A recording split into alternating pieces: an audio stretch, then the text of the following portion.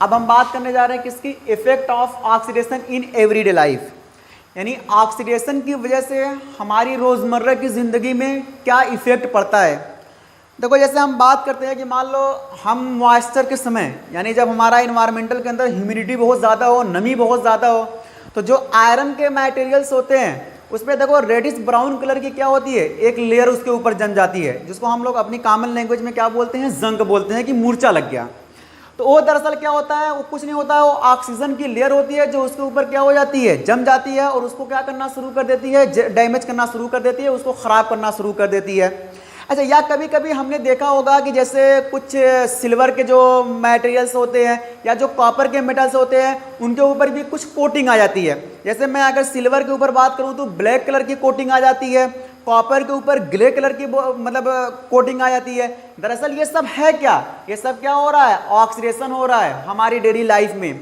अच्छा, बात करनी है, एक बात करनी है क्रोजन पे, और दूसरा हमको बात करनी है किस पे, रैंसिडिटी पे। यानी एक हमको बात करना है किस पे, क्रोजन पे, और दूसरा किस पे बात करनी है हमको, रैंसिडिटी पे। हम पहले बात करते हैं क्रोजन की।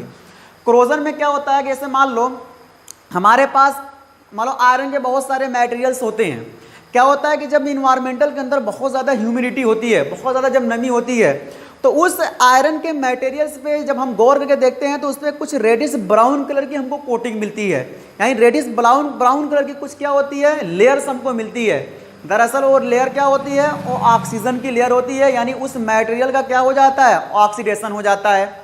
अच्छा, कभी कभी हम लोग देखते हैं कि जैसे मान लो किसी जगह पे हम लोग अगर एसिड फेंक देते हैं, या मान लो जब बहुत ज़्यादा किसी जगह पे मॉइस्चर बहुत समय बना रहता है, तो वहाँ पे चीज़ें क्या हो जाती हैं, क्रोड हो जाती हैं, यानी वहाँ की चीज़ें क्या होने लगती हैं, डैमेज होना शुरू होने लगती हैं। उसी प्रोसेस को हम लोग क्या कहते हैं, क्रोजन कहते हैं। यानी उसी प्रोसेस को हम लोग सिंपली क्या कहते हैं, क्रोजन। जैसे हम सिंपल बात करें, कोई वाल हो, वाल क्या हुई है, प्लास्टर हुई है, अगर मान लो उस पर बहुत दिनों तक अगर मान लो पानी गिरता रहता है, यानी नमी बहुत ज़्यादा वहाँ पे बनी रहती है, तो धीरे धीरे देखो वहाँ से क्या होती है, जो प्लास्टर की लेयर होती है वो क्या होती है, डैमेज होना शुरू हो जाती है।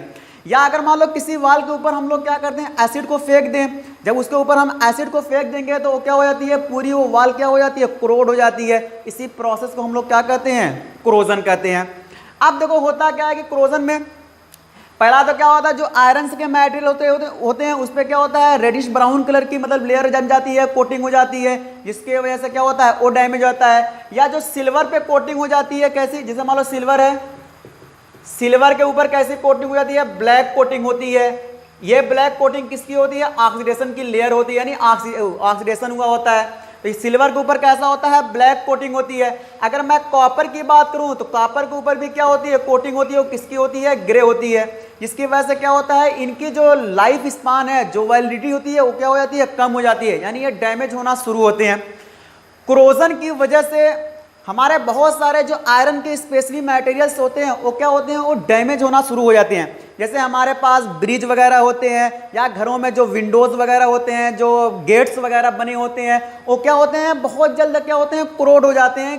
किसकी वजह से, ऑक्सीडेशन की वजह से, जिसकी वजह से क्या होता है, जो बहुत जल्दी डैमेज होना शुरू हो जाते हैं, यानी उनका लाइफ स्पान क्या हो जाता है, बहुत कम हो जाता है। तो इससे बचाने के लिए हम लोग क्या करते हैं, उसके ऊपर पॉलिश कर देते हैं, उसको पेंट कर देते हैं, ग्रीसिंग वगैरह कर देते हैं, ताकि उस पर ऑक्सीडेशन ना हो पाए, ऑक्सीजन की लेयर ना जम पाए। तो इससे क्या होता है, इसको हम लोग क्या कहते हैं, क्रोजन। तो यानी क्रोजन से बचने का तरीका हमारे पास क्या है, उसकी ग्रीसिंग कर दें, पेंट वगैरह उस पर लगा दें, ताकि उसका उस पर क्या हो, ऑक्सीडेशन ना हो पाए। दूसरी हम बात करते हैं रैंसिडिटी की। अब देखो रैंसिडिटी में क्या होता है कि जैसे हमारे पास कुछ ऐसे फूड मटेरियल्स होते हैं जो ऑयली होते हैं, जो फैटी होते हैं। क्या होता है कि ऑयली मटेरियल हो या फैटी मटेरियल हो, बहुत जल्दी क्या होते हैं, ऑक्सीडेशन होने की वजह से क्या होता है, उनके अंदर बैड स्मेल आती है। जैसे हम लोग सिंपल बात करते हैं, जैसे चिप्स। देखो चिप्स से क्या होता है, एक मटेरियल होता है जो पैकिंग में आता है। देखो जब उसको हम पैक करते हैं तो हम इस बात का ख्याल रखते हैं कि उसके अंदर हम ऑक्सीजन की गैस नहीं भरते, यानी ऑक्सीजन गैस नहीं भरते। उसके अंदर हम कौन सी गैस भरते हैं, उसके अंदर नाइट्रोजन गैस भरते हैं, ताकि वो फैटी हो। हालांकि वो ऑयली मटेरियल होता है, क्योंकि उसको हम लोग क्या होता है, आयल के अंदर छान के बनाते हैं। तो इसकी वजह से क्या होता है कि उसका ऑक्सीडेशन ना हो पाए, इसके लिए हम लोग क्या करते हैं, उस पैकेट के अंदर हम लोग ऑक्सीजन गैस के बजाय हम कौन सी गैस भरते हैं, नाइट्रोजन गैस भरते हैं, ताकि वो क्या हो, खराब ना हो, उसका ऑक्सीडेशन ना हो, बैड स्मेल ना हो, जिसकी वजह से उसका टेस्ट क्या हो, बना रहे। कभी कभी हम लोगों ने इस बात को केयर किया है कि जब हम लोग मतलब दुकान पे जाते हैं सामान को खरीदने के लिए, अगर वही चिप्स के पैकेट से अगर एयर निकल गई है, जो मतलब उसके अंदर गैस भरी गई है, अगर वो गैस भरी मतलब गैस उसके अंदर से निकल गई है, गैस निकलने का मतलब कि उसके अंदर होल हो चुका है, और उस होल के अंदर से क्या हो सकता है, हवा भी जा सकती है, जो उसको क्या करती है, ऑक्सीडाइज करती है, और जब उसको हम खोल के खाते हैं तो उसका टेस्ट क्या होता है, बदला हुआ होता है, और ऐसे पैकेट हम लोग लेना भी पसंद नहीं करते हैं। ये क्या होता है, rancidity. Types of reaction on the basis of temperature. अब हम जो अगला टॉपिक है वो क्या बात कर रहे हैं, types of reaction on the basis of temperature.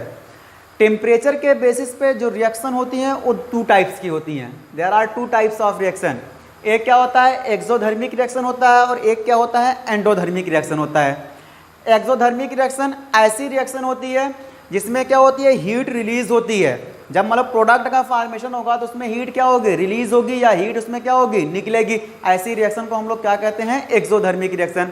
For example देखो, हमारे पास मेथेन है, मेथेन को जब बर्न करते हैं ऑक्सीजन की प्रेजेंस में, यानी इसका कंबस्शन करते हैं, तो क्या बनता है, CO2 भी बनता है, वाटर भी बनता है, और साथ में क्या होता है, ए लॉट ऑफ हीट क्या होती है, यहाँ से रिलीज होती है।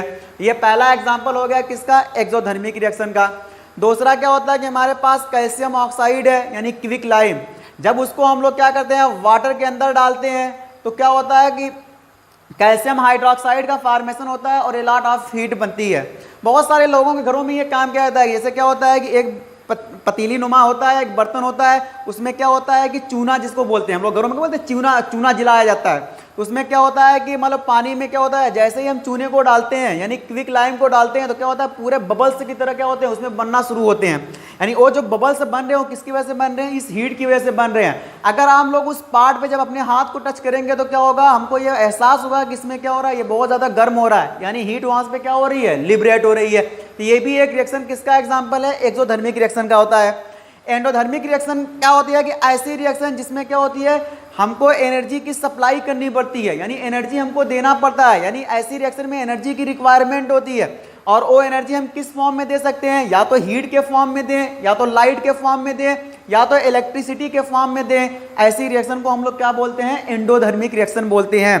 जैसे मेरे पास एग्जाम्पल है, यानी नाइट्रोजन और ऑक्सीजन को आपस में क्या करना है, जब रिएक्शन कराना होता है तो क्या होता है, नाइट्रोजन मोनोऑक्साइड का फॉर्मेशन होता है। इसमें क्या होता है, ए लॉट ऑफ हीट हमको सप्लाई करनी पड़ती है, तब नाइट्रोजन मोनोऑक्साइड का क्या होता है, फॉर्मेशन होता है। वरना अगर हीट सप्लाई नहीं करेंगे तो क्या होगा, इसका फॉर्मेशन नहीं होगा।